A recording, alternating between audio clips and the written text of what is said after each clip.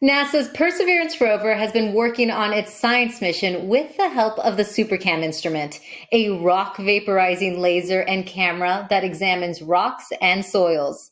To learn more about SuperCam, we are joined by Hemani Kalucha. She's the science payload uplink lead for SuperCam operations. So SuperCam looks out of the big circular window in the white box on top of the mast, and it uses spectroscopy, which is just when light excites atoms in a rock and we get unique shifted wavelengths back to us. And so we use a combination of lasers and infrared vision, and that lets us do science even further out than the robotic arm. The lasers reach 7 meters or 23 feet away, and the infrared much, much further. And that's not even all. We have a tiny high-resolution camera and a microphone to hear Mars. And that's how we heard the helicopter. And can you talk about some of the images SuperCam has taken and why they are important to scientists?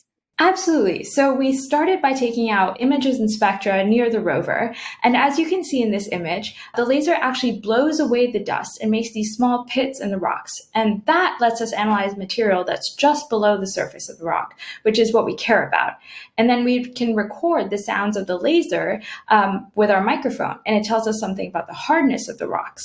And then starting Sol 26, we were able to take pictures of these long distance targets like Kodiak. And that really helps the rover team understand where to drive next for more close-up analysis. And these red circles you see is actually the infrared telling us about the mineral content of these faraway outcrops. So that's how SuperCam figures out more about the geological history of Mars. And we're so excited to see what the laser can do next. Thank you so much for joining us today, Hemani. To get the latest updates, follow at NASA JPL and at NASA Persevere on social media. And on the mission website, mars.nasa.gov/perseverance, you can also find all the raw images being sent back by the rover.